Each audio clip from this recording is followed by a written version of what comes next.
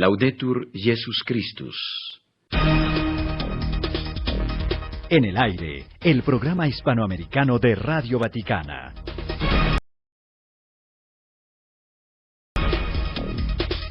Informando desde Roma para América Latina y el Caribe.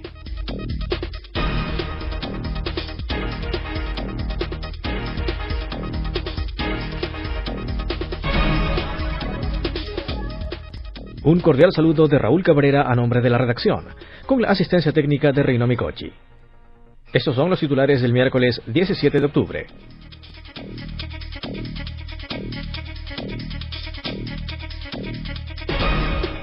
En su catequesis de la audiencia general de esta mañana, Benedicto XVI afirmó que creer no es el encuentro con una idea o un programa, sino con una persona que vive y nos transforma. La voz del sínodo. Y ante la tragedia de la guerra en Siria, el Papa envía una delegación a ese país. En breve, el detalle de la información de la Iglesia desde Roma para todo el mundo. Buena sintonía. La actividad del Papa es noticia. La Plaza de San Pedro volvió a ser este miércoles escenario de la catolicidad de la Iglesia, con miles de fieles y peregrinos de numerosos países que se dieron cita para asistir a la audiencia general del sucesor de Pedro, escuchar su catequesis y recibir su bendición apostólica. El Papa introdujo hoy un nuevo ciclo de catequesis que se desarrollará a lo largo de todo el año de la fe, que comenzó el pasado día 11, interrumpiendo durante este periodo el dedicado a la escuela de oración.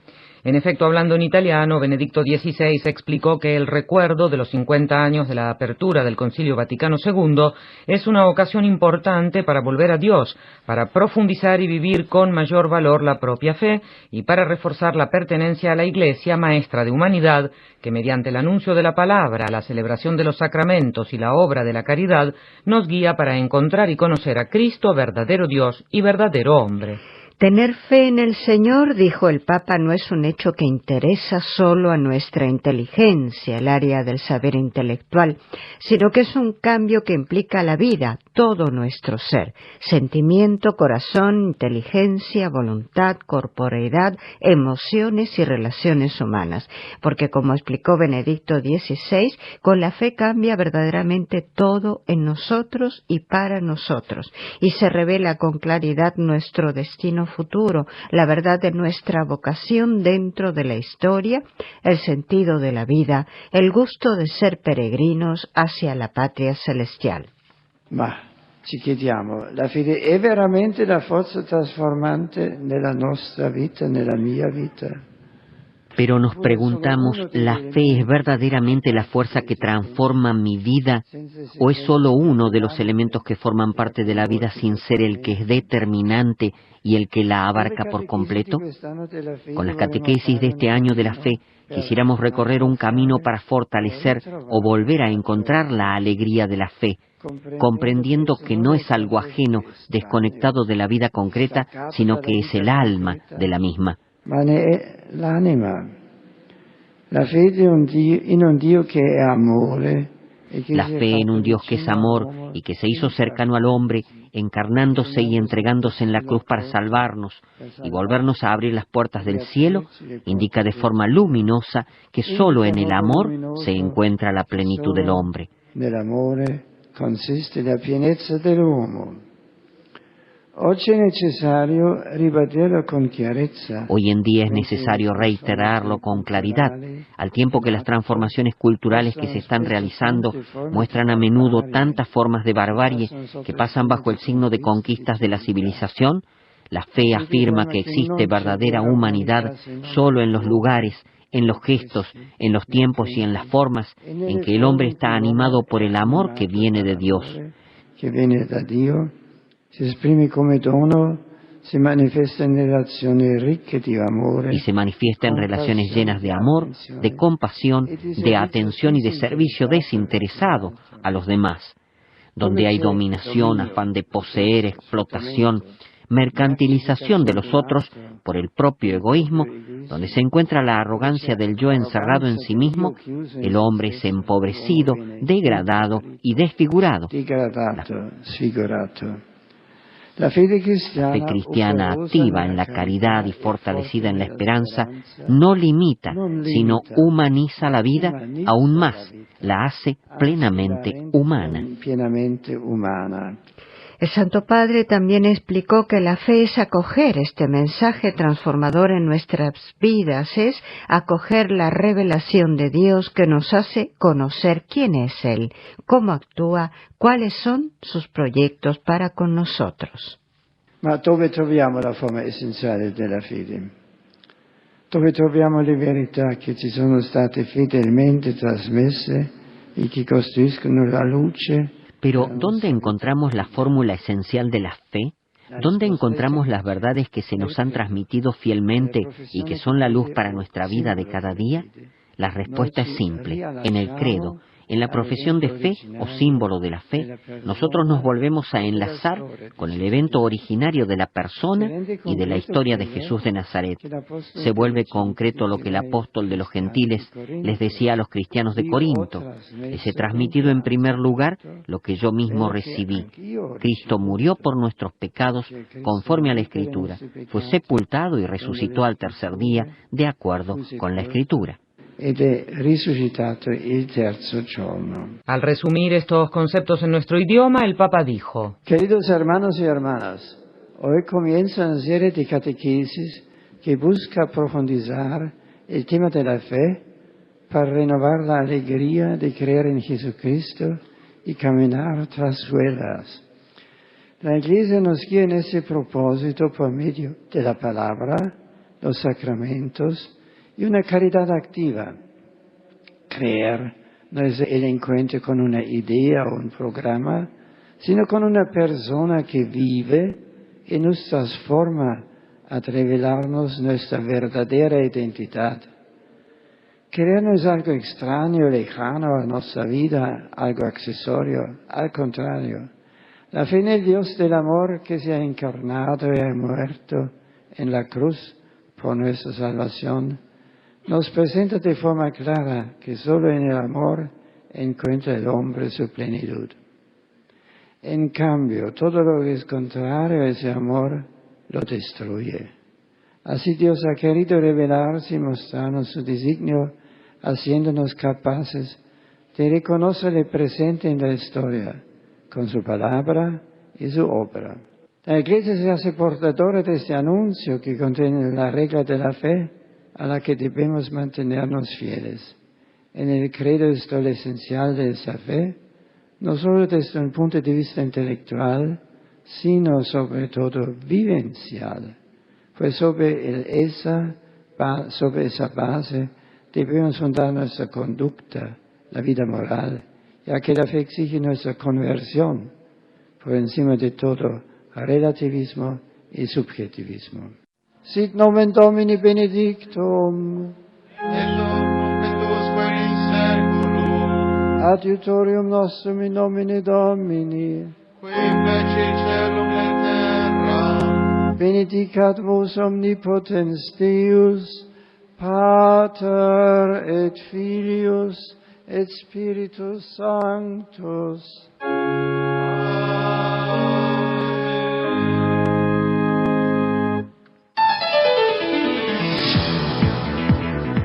Radio Vaticana, la radio del Papa.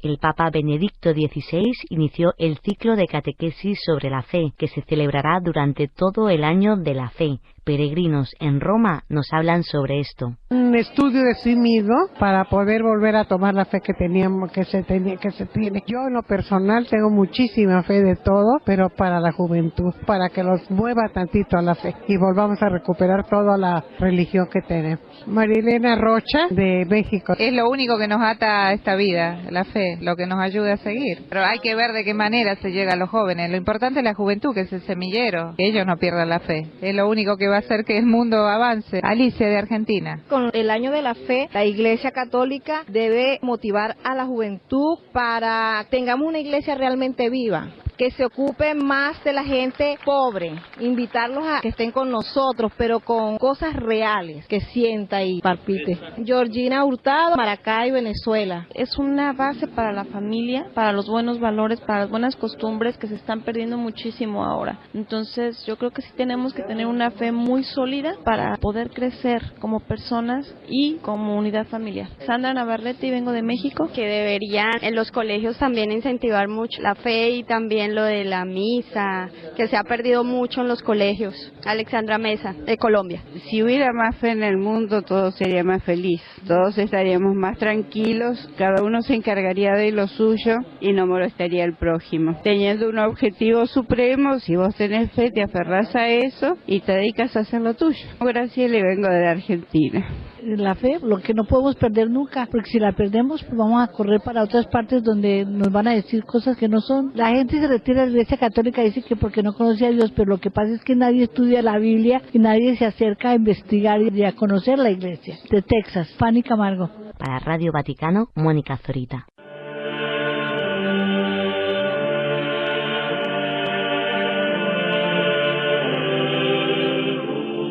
Aula del Sínodo.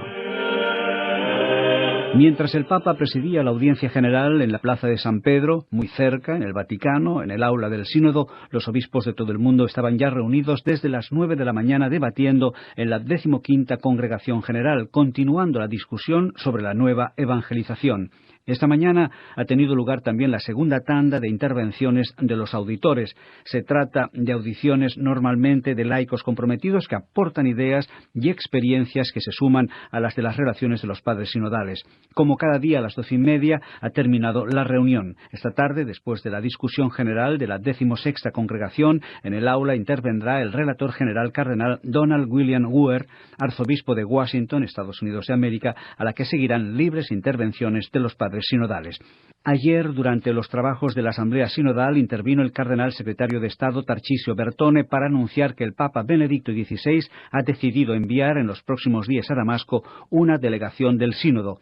El propósito, dijo el cardenal Bertone, es expresar la solidaridad fraterna del Papa y de toda la Iglesia a todo el pueblo sirio, con un donativo personal de los padres sinodales, así como también otro de la Santa Sede, y al mismo tiempo mostrar la cercanía espiritual a nuestros hermanos y hermanas cristianos y llevar asimismo nuestro aliento a todos los que están buscando la salida a un acuerdo que respete los derechos y deberes de todos los sirios, con una especial atención a las disposiciones del derecho humanitario. No podemos ser meros espectadores de una tragedia como la que está teniendo lugar en Siria, dijo el cardenal Bertone, y algunas intervenciones en el aula del Sínodo son prueba de ello. De ahí la decisión de enviar una delegación. Estamos convencidos de que la solución de la crisis tiene que ser política, pensando en el inmenso sufrimiento de la población, en el destino de los refugiados y en el futuro de la nación. Luego el secretario de Estado invitó a la oración a Dios para que en Siria prevalezca la razón y la compasión. La delegación del Sínodo está integrada por los siguientes padres sinodales: el cardenal Laurent Monseguo Pasiña, arzobispo de Kinshasa; el cardenal Jean-Louis Thoran, presidente del Pontificio Consejo para el Diálogo Interreligioso; el cardenal Timothy Dolan, arzobispo de Nueva York; Monseñor Fabio Suescun Mutis, ordinario militar en Colombia; y Monseñor Joseph Nguyen Nang, obispo de Pandiem. Además, forman parte de la delegación Monseñor Dominique Manberti, secretario para las relaciones con los estados de la Secretaría de Estado, y Monseñor Alberto Ortega, funcionario de la Secretaría de Estado. Recordamos que en la sesión de apertura los padres sinodales rezaron por la paz en Siria, preocupados por la trágica situación del pueblo martirizado por tanta violencia, y el mismo Papa mandó su especial saludo en árabe, recordando el deber de todo el mundo de comprometerse por la paz. Y ahora la voz a los protagonistas del Sínodo. Tenemos con nosotros a Monseñor Pedro Mario Sandón, obispo auxiliar de Santiago de Chile. ¿Cómo los padres sinodales de América Latina están aportando Aparecida al sínodo? El documento de Aparecida, que para nosotros, los obispos latinoamericanos y toda la Iglesia de Latinoamérica y el Caribe, es tremendamente importante, es un signo bellísimo que con humildad queremos ofrecer al sínodo, sin imponerlo por supuesto, sino que para que nos ayude en la misma línea que nos pedía el Papa Benedicto XVI. Todo en la vida nos tiene que ayudar para encontrarnos con el Señor. maravillarnos de su presencia, de su persona, de su palabra, encontrarlo, por supuesto, en el corazón de la maternidad de la Iglesia. Por eso, Aparecida para nosotros es tremendamente luminoso, porque nos ayuda a aportar desde esta experiencia pastoral que en Aparecida nosotros le hemos llamado como la invitación a ser discípulos y misioneros en Jesucristo para que nuestros pueblos en Él tengan vida. Nos parece que es un camino que va en la misma línea de lo que el Santo Padre nos pide en esta ocasión, de renovar nuestra fe en Jesús. El Espíritu Santo es el pedagogo, el que nos enseña a encontrarnos con Él y hacer siempre la voluntad de Dios en esta hora actual, unidos como una sola iglesia. Ante nuestros micrófonos, Monseñor José Guadalupe Martín Rábago, arzobispo de León, México. A una semana de trabajos en el sínodo, ¿hacia dónde se están dirigiendo estos trabajos? Me parece que todavía es demasiado temprano para poder indicar ya con precisión la orientación que va llevando el sínodo, pero de cualquier manera hay ciertas indicaciones que me parecen importantes. Me ha parecido que ha sido una insistencia muy constante de parte de varias intervenciones, la urgencia de una profundización espiritual de los mismos evangelizadores. Y hablo de todos, pero creo que de manera muy especial las intervenciones se han orientado a indicar la necesidad de una experiencia personal de encuentro por parte de nosotros, obispos y sacerdotes. No será creíble nuestra predicación si no brota de un corazón que tiene la experiencia personal de encuentro con Cristo. Y unido a este tema que ha sido tan persistente, ha estado también el tema de la neumatología, el considerar la acción del Espíritu Santo como agente de la evangelización. La evangelización no es cuestión de estrategias, de habilidades, de marketing, digamos, sino es sobre todo tener conciencia de que quien dirige la acción es el Espíritu Santo y que debe de hacerse mayor referencia a ese poder superior que es el poder transformador del Espíritu. Hasta aquí la primera parte con la información. Los invitamos a permanecer en sintonía para compartir la segunda parte con el bloque dedicado a la reflexión y el comentario.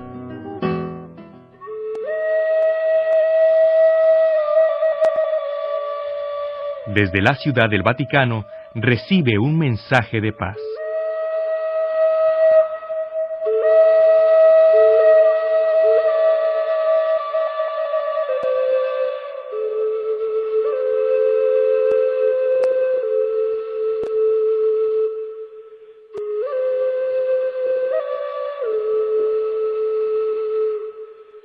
Hoy es miércoles, 17 de octubre. No hace falta escaparse de la vida cotidiana y de aquello que vivimos para descubrir la presencia de Dios. En el trabajo, en el estudio, en casa, de camino a algún lugar, descansando, Dios se hace presente, con pasos sigilosos, entre la gente, en el corazón y en la vida.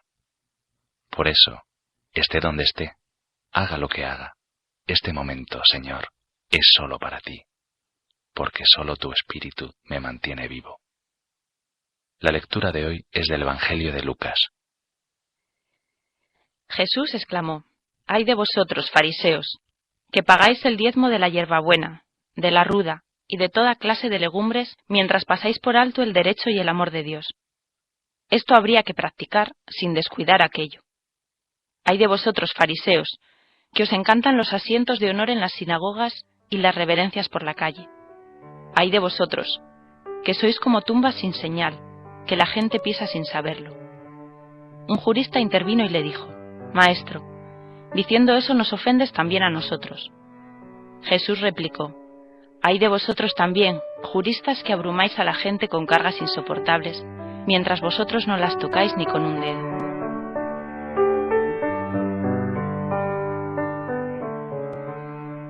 Esto habría que practicar sin descuidar aquello. Jesús no rechaza simplemente el estilo de vida de los fariseos, que buscan solo el reconocimiento por lo que hacen y dicen.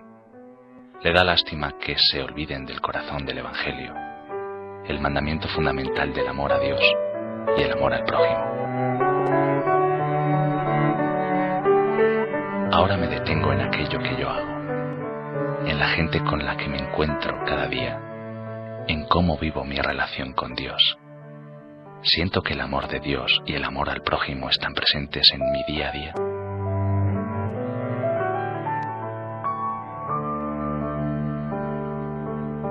Abrumáis a la gente con cargas insoportables, les dice Jesús a los juristas, porque corren a la crítica, analizan vidas ajenas desde la ley y no desde la persona y sus circunstancias.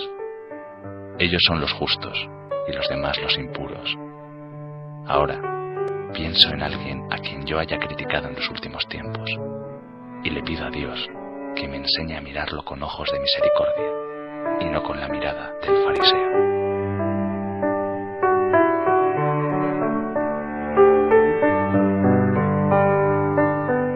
Jesús tiene la valentía de denunciar de frente, con el riesgo de ofender. Le duele que la sencillez de la ley del amor a Dios y al prójimo sea olvidada. Hasta 4 veces Jesús se lamenta.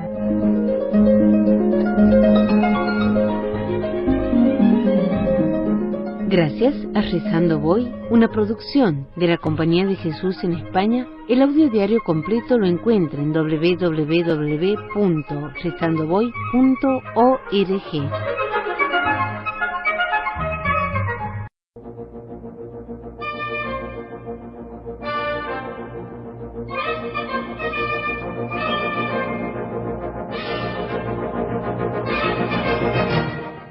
¿Sabes cuál es nuestro amigo, modelo e intercesor? Sí, por supuesto, el Santo del Día.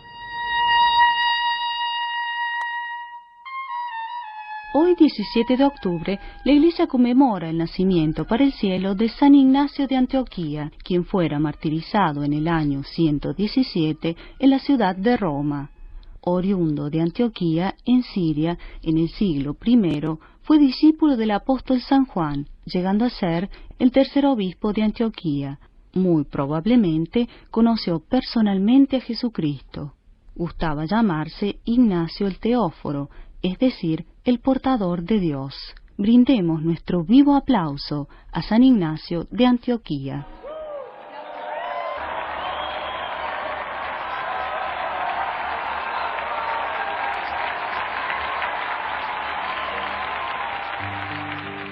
Querido San Ignacio, es este el momento histórico en que los seguidores de Cristo empezaron a ser llamados cristianos, cuando tú te desempeñas como pastor benévolo y ejemplar en la diócesis de Antioquia. Cuando ya eras de muy avanzada edad, el emperador Trajano, que desde hacía tiempo intentaba que abandonaras la fe cristiana, te condenó a muerte. Embarcado junto con otros cristianos, te condujeron hasta la capital del imperio, Roma, y allí, en el anfiteatro de Flavio, conocido hoy como el Coliseo, te arrojaron a los leones. Pero antes de morir, nos dejaste uno de los testimonios más bellos de los primeros cristianos. Soy trigo de Cristo, seré triturado por los dientes de las fieras, para así convertirme en pan puro de Dios. Rueguen por mí, para que no falle en la prueba. La principal herencia que dejas a la Iglesia son tus 7 cartas que escribes durante el viaje a Roma. Las 4 primeras fueron dirigidas a los cristianos encarcelados en Esmirna, Turquía, y a las comunidades de Roma, Éfeso, Tralle y Magnesia. En Tróade escribes otras 3 cartas a las comunidades de Filipo, en Esmirna, y una al obispo Policarpo, que conociste durante el viaje. Debiste ciertamente haberlas dictado, ya que tú hiciste el viaje encadenado. En estas cartas, que han pasado a la historia, aparece por primera vez la expresión Iglesia Católica. En ellas descubrimos el ardiente amor a Jesucristo que anima tu fe, como también tu anhelo de sufrir el martirio por su amor. San Ignacio de Antioquía, ayúdanos a ser portadores de Cristo, como lo fuiste tú. Un libro. Pasión por la libertad, de Fray Alejandro Fernández Barrajón, de la Orden de la Merced. 800 años de historia. Capítulo 1. Memoria y olvido. Mirar atrás tiene sus riesgos. No resulta fácil. Sin embargo, resistir la tentación de contemplar el pasado y recordar lo que fue, aunque solo sea para ganarle al tiempo alguna partida de vez en cuando. Pero hay que pagar un caro peaje. El pasado se llena de humo y termina por parecer irreal, como si fuera un sueño que se empeña en despertar inútilmente. La ciudad de Barcelona vuelve una y otra vez a mis pensamientos, detenida en alguna de sus innumerables y estrechas callejuelas que se dirigen hacia el puerto. Mis ojos, o mejor los ojos de mi recuerdo, siempre se detienen en aquel hospital de Santa Eulalia, donde tantas veces descansé después de largo camino. Aquella casa, nuestra primera casa, guarda entre sus grietas memorias de nuestra primera ilusión. ¿Cómo olvidarlo? Fue nuestro amor primero. Puedo oír, si presto atención, los llantos contenidos de los primeros redimidos y los gritos de alegría cuando vislumbrábamos desde el mar las costas de nuestra querida patria. Todo sucedió demasiado deprisa, apenas hice algunos cálculos. Dios se empeñó en llevar adelante esta obra suya. Yo no pude negarme. Mi futuro parecía brillante, mi trabajo resultaba apasionante. Y llegué a soñar con un hogar caliente y una sonrisa cálida al caer la noche, rodeado de niños y de gritos. Todo seguía a su ritmo, sin contratiempos, sin novedades, como la vida lo había conducido. De repente un huracán de imprevistos lo descolocó todo. Fue aquella tarde, en Argel. Me encontré como una aparición con unos ojos que me suplicaban piedad. Era un hombre joven, cristiano y catalán, y contemplaba el horizonte con la mirada soñadora como si quisiera volar. Mi alegría se tornó compasión.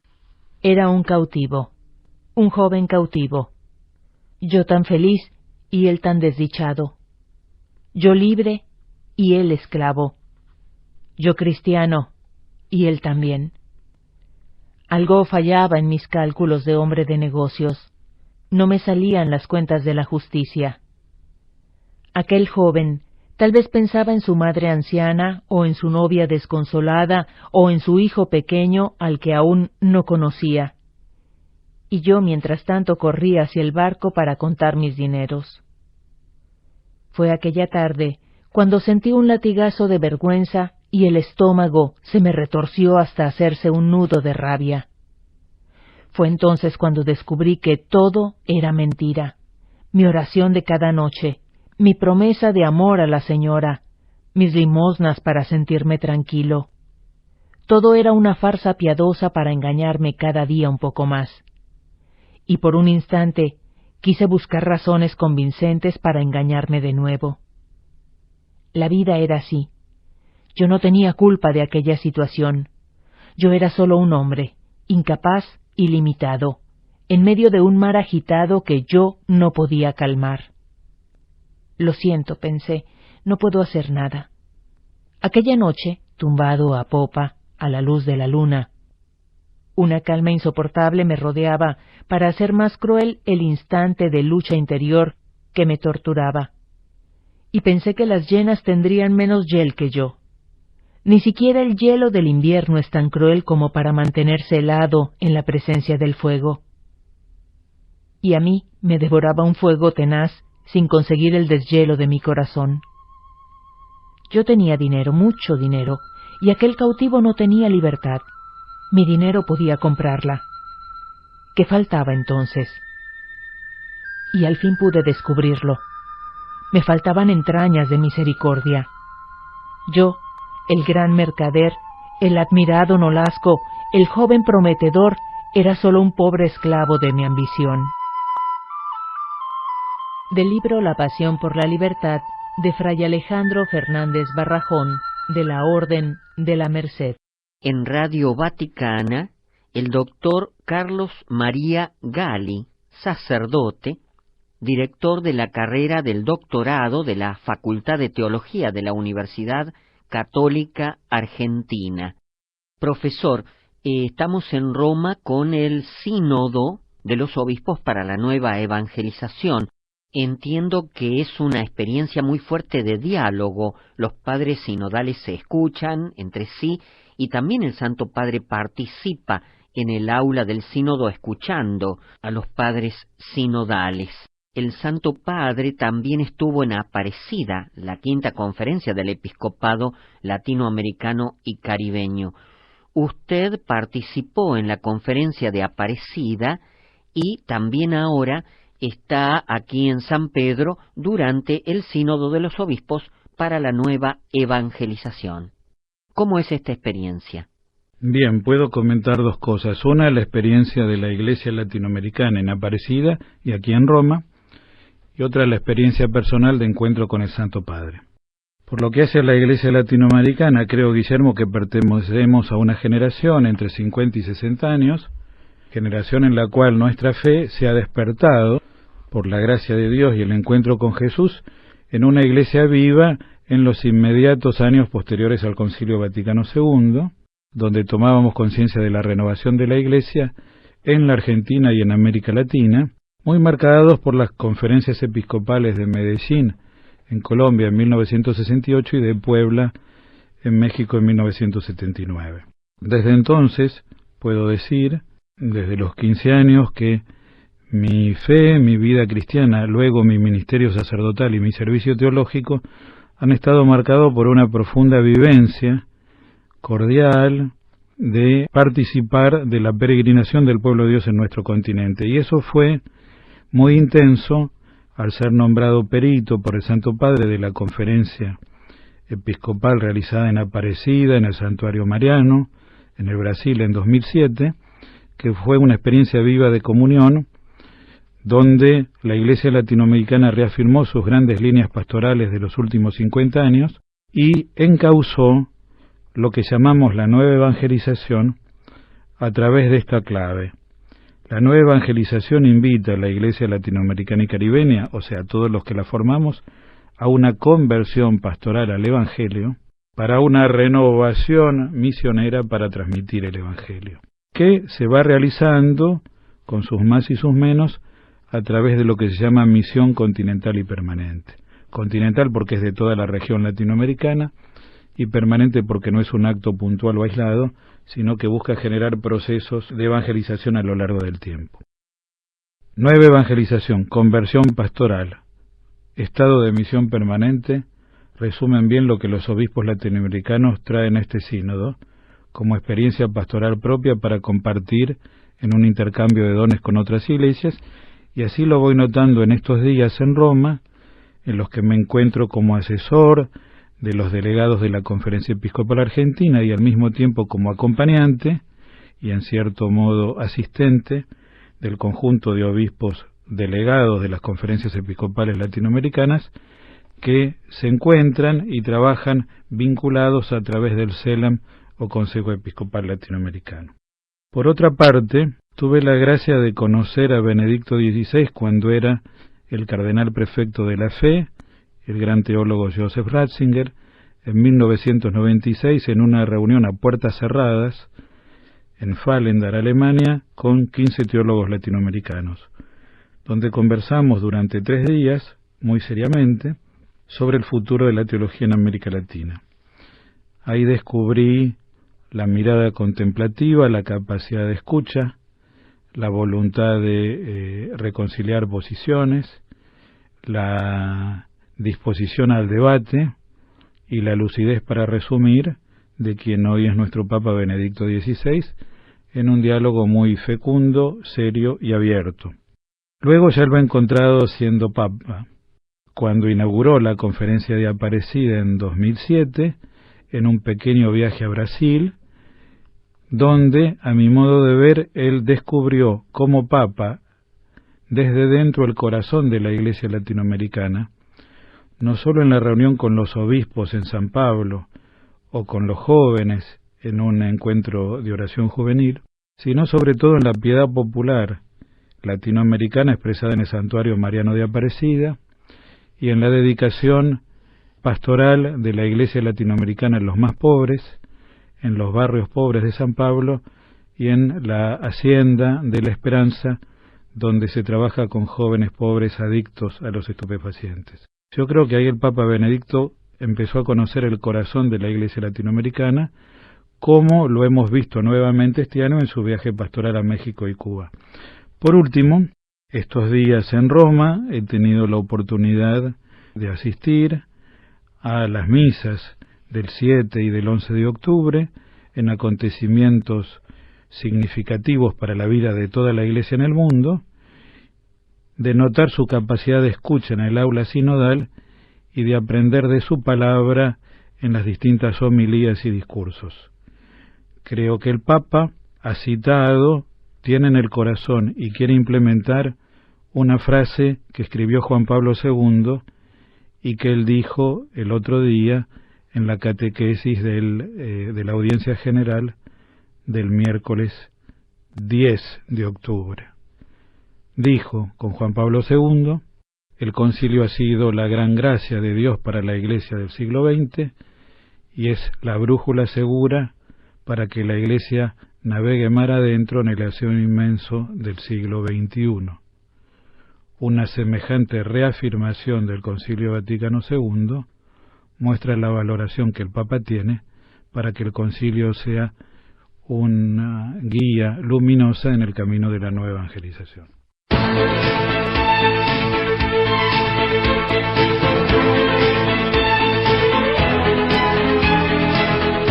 Con los padres sinodales. El sábado los obispos afrontaron el tema de la presencia de los cristianos en los países árabes, solicitando el inicio de una primavera cristiana que ayude a la consecución de la libertad y de la paz. Los padres sinodales en la 10ª congregación insistieron en dar más confianza a los jóvenes de la Iglesia como nuevos agentes de evangelización, especialmente entre sus coetáneos. Para ello es central dar apoyo a la familia, verdadera iglesia doméstica. Quien tiene hijos tiene esperanza, dicen los obispos, mientras que Europa, por ejemplo, con su natalidad en declive, parece haber contraído el virus del miedo del futuro. Nuestro colega Silvonei Protz entrevistó al arzobispo de Sao Paulo, cardenal Odilo Schroeder, y nos habla sobre los trabajos realizados hasta ahora en el sínodo y las perspectivas que se espera del mismo. Bien, hemos trabajado mucho en esta primera semana del sínodo. Son más de 100 miembros de la Asamblea Sinodal que han ya intervenido en la Asamblea por unos 5 minutos cada uno. La Asamblea del Sínodo es un ejercicio de escucha. También el Santo Padre, que está presente casi todo el tiempo, escucha. El sínodo, por eso mismo, es un ejercicio de escucha para oír lo que dice la Iglesia, lo que dicen los representantes de la Iglesia que vienen de todo el mundo sobre la evangelización, la vida de la Iglesia, los problemas que hay, los retos puestos a la evangelización, a la misión de la Iglesia en nuestros días. Yo creo que lo que hemos visto de una parte es consolador, confortador, porque hay mucho de bonito, de bueno en la evangelización en muchas partes del mundo. Hay ya iniciativas muy bien sucedidas de nueva evangelización, por ejemplo en América Latina, después de las conferencias de Santo Domingo, de Aparecida. Nosotros tenemos en nuestro continente un camino de nueva evangelización con tantas iniciativas interesantes que los padres sinodales de América Latina comparten con los otros en la sala del sínodo.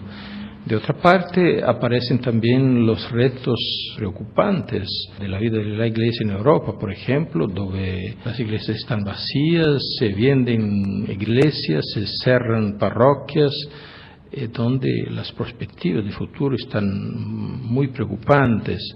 En otras partes del mundo, donde los católicos, los cristianos están en confronto con otras religiones y tal vez en situaciones también de conflicto, de tensiones muy serias, como es el caso del mundo musulmán. Yo creo que de la Asamblea del Sínodo hasta ahora lo que podemos ver es que el Espíritu Santo está presente en la Iglesia. El Señor conduce la Iglesia y la hace siempre de nuevo encontrar la estrada justa, la estrada buena para cumplir su misión. Y no será diferente esta vez. Nos confiamos en la intercesión de los santos de América Latina, Nuestra Señora de Guadalupe, de nuestros santos fundadores que han hecho ese trabajo de evangelización en tiempos pasados y hoy toca a nosotros de hacerlo. Entre los padres sinodales se encuentra el obispo de Fajardo, Humacao, Puerto Rico, Monseñor Eusebio Ramos Morales, quien nos dice qué aportes está dando América Latina al sínodo en base al documento de Aparecida. Nos encontramos en este momento viviendo una época, un tiempo de gracia. A partir de Aparecida, justo la diócesis de la que yo en este momento estoy pastoreando, diócesis de Fajardo, Humacao, en Puerto Rico, nace con Aparecida, en la alborada de Aparecida. Aparecida es en el 2007, la diócesis nuestra nace en el 2008. Ese impulso misionero, ese llamado al discipulado misionero que nos hace Aparecida, se convierte en llamada para todos los bautizados, en meta de todos los bautizados, y a raíz de eso estamos impulsando entonces la misión continental en todos los pueblos de América Latina, incluyendo los del Caribe. Nosotros concretamente allá en Puerto Rico, pues tenemos esa vertiente de Aparecida, que es una convocatoria misionera a todos los pueblos latinoamericanos. Al mismo tiempo, nuestra diócesis nace en unas circunstancias de muchas limitaciones, de muchas dificultades, y por tanto nos arropa ese espíritu misionero.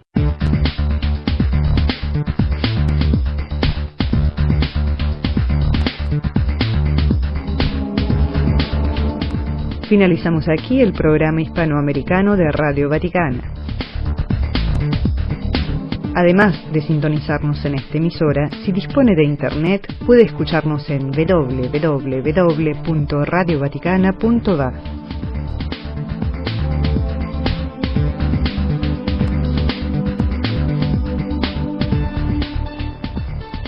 En el área de Cuba, escúchenos en onda corta 9610 kHz. Para comunicarse con nosotros pueden escribirnos a latam@vatiradio.va.